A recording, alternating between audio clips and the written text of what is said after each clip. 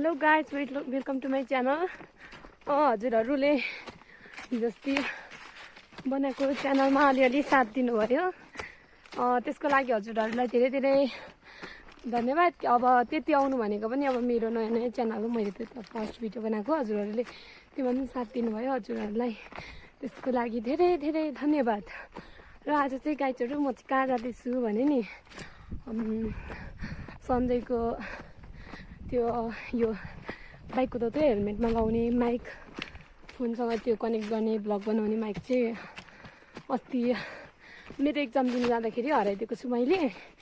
त्यही लिनु डेलिभरी गरेको थियौँ तल, त्यही लिनु जाँदैछौँ हामी चाहिँ दमक बाइकमा। यतिखेर सन्जय चाहिँ अघि आउनुभएको थियो, शनिबारे तल कुरा गर्छु भनेर। अनि अब मेरो पालो म पनि जाँदैछु, अब दमक झर्छौँ हामी।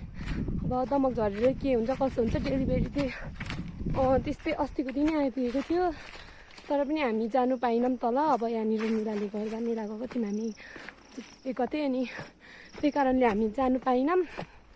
अब डेलिभरी क्यान्सल भइसकेको छ भन्नुभयो, तर पनि अब एक दिन दुई दिन ढिलो हुँदा चाहिँ केही हुँदैन भनेर भन्यो। अनि त्यही भएर हामी लिनु चाहिँ जाँदैछौँ। अब के हुन्छ कसो हुन्छ हामी जान्छौँ, हेर्छौँ। दमक उर्लाबारी पुग्नु पर्ने अरे। अब म चाहिँ उर्लाबारी जान्छु जाँदिनँ थाहा छैन। म तल गएर लुगा अस्ति लिएर आएको थिएँ तलबाट दादाको, त्यो पनि पुऱ्याइदिनु पर्नेछ। अब म त्यही तुम्हाहरूकोमै छिरेर त्यहीँ बस्छु कि सन्जय एक्लै जान्छ कि भए दुईजनै जान्छौँ, त्यो चाहिँ अब बिस्तारै हेर्दै जानु होला, भ्लगमै देखाउने छु। अब खासै भ्लग बनाउनु आउँदैन, तर पनि साथ दिनु होला हजुरहरूले।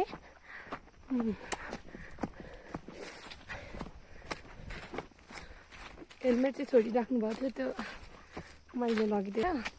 अब आज सन्जयले चाहिँ अब त्यो हराएदेखि त्यति भिडियो बनाउनु भएको छैन क्या बाइकमा चाहिँ, अब त्यति किनेर अलिअलि चाहिँ बनाउनु भएको छ। अब आज पनि बनाउनु हुन्न होला, मेरो भ्लगमा हेर्नु होला बाटो चाहिँ कस्तो छ। अब खासै अहिले त पानी परेको छैन र राम्रै हुनुपर्ने हो, त्यति धुलो पनि नउठ्नु पर्ने। चिसो महिनामा त्यति घाम पनि लागेको छैन नि त, त्यही कारणले। गाइजहरू हामी चाहिँ हिँडिसक्यौँ होइन। अब बाटोहरू त यस्तै नै छ, मैले भने नै। अब सन्जयले अरू बेला चाहिँ अब बाटो देखाउँदै बाइकमा अब त्यो कुदाउनु हुन्थ्यो उयो हेर्नु उयो गरेर, अब त्यो माइक नै हराइसकेको छ। त्यही भएर अहिले रोड कस्तो छ के छ त्यो पनि देखाउन पाइँदैन। अलिअलि मेरै भ्लगबाट हेर्नु होला होइन। बाटो अहिले यस्तै छ, पानी परेको छैन, हिँड्नु छैन, धुलो अलिअलि परेको रहेछ। अब दमक नआएको पनि अलिक त धेरै, अब महिना त भन्दिनँ, हिजो चाहिँ गएर आएको अलिक दिन चाहिँ भयो। अहिले त महिनै पछि तिनवटाचोटि दमक कताको किन्दैछ माथि तल। अब छुट्टी छ, यस्तै हो छुट्टीमा भर्खर यति सकेर छुट्टी छ। अब छुट्टीमा यस्तै हो, अब एक दुई दिनमा फेरि अब के भन्यो त्यत्तिकै भिडियो हिँड्छ। अहिले दमक जाँदैछौँ, मम्मीहरू पनि मम्मी गइसक्नुभयो होला भनेको मम्मी अहिले अब दमकै हुँदो रहेछ। त्यही भएर मम्मीले बस्नु भनिराख्नु भएको छ। आज सायद सन्जयको म तलै मम्मीसँगै बस्नु होला, मम्मीको पनि भेटेर मम्मीसँग भेटेर म आउँछु होला, हेर्दै गर्नु होला गाइजहरू। त्यो आधी बाटो भन्दा नि भन्ज्याङ आइपुग्न लागिसक्यौँ। बाटो चाहिँ यस्तै नै रहेछ, कुनै ठाउँमा धुलो रहेछ, धुवा गाडी होइन। अहिले हिजो चाहिँ छैन नि त, त्यही भएर धुलो चाहिँ ओप्पनै उठ्दो रहेछ। हेलमेट लाउने चस्मा नलाउनेकोमा त आँखामै पस्ने रहेछ। अनि हामी जाँदैछौँ भन्ज्याङ पुग्न लागि, त्यसरी नै हजुरहरूलाई देखाउँदै जानेछौँ हामी कहाँ पुग्नेछौँ। सन्देश अगाडि गाडी कुदाउँदै हुन्छ बाइक, अरू बेला त आइ पनि यहीँनिर हुन्छ हेलमेटमै, आज त हेलमेटमा आइपुग्नु पनि छैन, बाइकै बिगारी पठाएको। गाइजहरू बाटो चाहिँ यस्तै छ हेर्नुहोस्।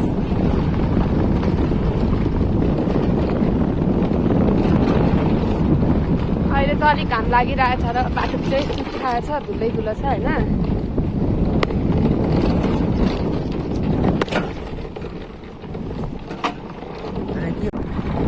गाइजहरू हामी त यहाँनिर शालिगमा आइसक्यौँ, फाल्टु शालिग।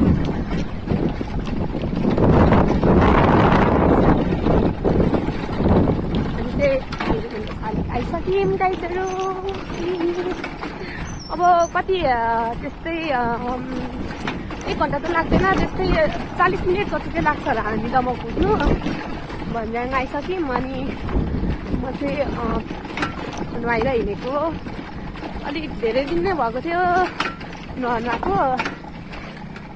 चिसो छ नि त एकदमै। अनि मलाई मार्गी पनि लागिरहेको थियो। यो निकाल्ने गएको थिएँ, हिलोले अलिक मार्गी पनि लागेको थियो चिसोले। माथि त पुरै हिस्से लागिरहेको थियो, चिसो लागिरहेको थियो, त्यही भएर मलाई मार्गी लागिरहेको थियो।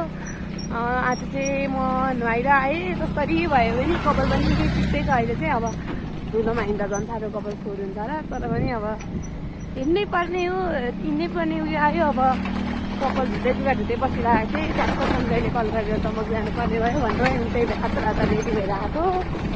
हजुरहरूलाई कल गरेँ चाहिँ मैले आज भ्लग ओपन गर्न सकिनँ। त्यसको लागि के भन्नु, अब क्षमा चाहन्छु। अब चाहिँ हामी कहाँसम्म जान्छौँ, त्यो कहाँसम्म जान्छौँ त्यही कहाँनिर हाम्रो यो सुनिन्छ त्यहीँनिर भ्लग क्लोज गर्नेछौँ। हजुरहरूले साइडहरू हामी चाहिँ आइसक्यौँ। लामिटार बसिसक्यौँ। लामिटार स्कुल पुग्यौँ। अब जाँदैछौँ अब दोकान पुग्न लागि। आज भ्लग पनि धेरै नियतको हुन्छ जस्तो आधी घन्टै पनि बस्नु धेरै। मलाई साथी माथिदेखि बनाएको। अब सुरु हो मेरो भ्लग, योसँग सेकेन्ड थियो। त्यही भएर मलाई भ्लगको बारेमा केही ज्ञान छैन। अब मेरो कुरालाई मात्रै थाहा छ सन्जयलाई, अनि मलाई चाहिँ त्यति ज्ञान छैन। त्यही भएर म अब भिडियोहरू यति बनाउँछु नि, 2-3 घन्टाकै बनाउँछु। अनि एडिट चाहिँ सबै सन्जयले नै गरिदिनुहुन्छ क्या। त्यही भएर सिकाउनु भएको छ सन्जयलाई, गरिदिनुहुन्छ। मलाई चाहिँ त्यस्तो केही आउँदैन। अनि मैले गऱ्यो भने के हुन्छ मलाई आउँदैन पनि, सबै उहाँले नै गरिदिनुहुन्छ। यो छिटो भ्लगको पनि उहाँले नै गरिदिनु भएको।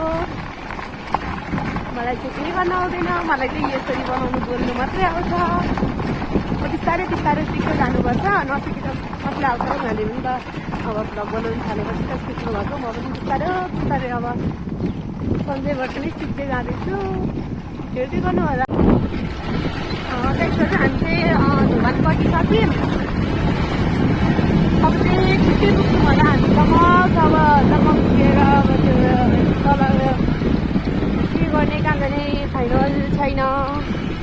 तपाईँको माइक पनि आइपुगेन, त्यो पनि थाहा छैन। तलै गएर थाहा हुन्छ कहाँ गइन्छ भनेर।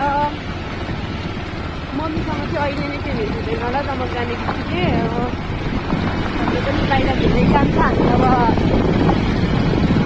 अलिक भरे मात्र भएर होला। त्यही भएर अहिले नै मम्मीसँग भेट्दैन हाम्रो। अघि नै कम्प्लिट गर्नु पऱ्यो भनेर त्यतिखेर चाहिँ होइन पनि अलिक बिजी पनि भएँ सन्जयको माइक्रोफोन बनाउँदा भएर। अहिले चाहिँ रात परिसक्यो। ज्यादा हेर्दा पनि बस्दै कराएर आएको छ क्या। अनि सब्जी पनि बनाउँदैछौँ। अलिक नराम्रो सुनिन्छ होला।